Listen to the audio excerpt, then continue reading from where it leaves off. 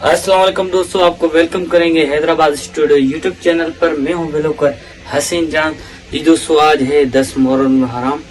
आज हमारे गांव से पेड़ निकलेगा। वो पेड़ मुख्तलिफ रूटों से होके अल हसनैनी बारगाह चांडागोड पर पहुंचेगा जी। दोस्तों हमारे साथ रहे इस व्लॉग में, मुकम्मल व्लॉग में। इंशाल्लाह आपको पूरी सी आज की 10 मुहर्रम हराम की जो भी एक्टिविटी होंगी इस व्लॉग में मैं आपको दिखाऊंगा।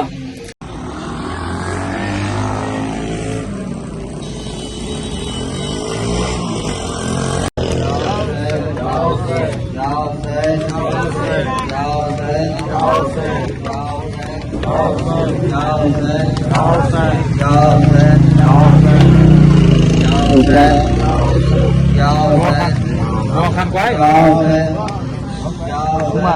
सुमार के साथ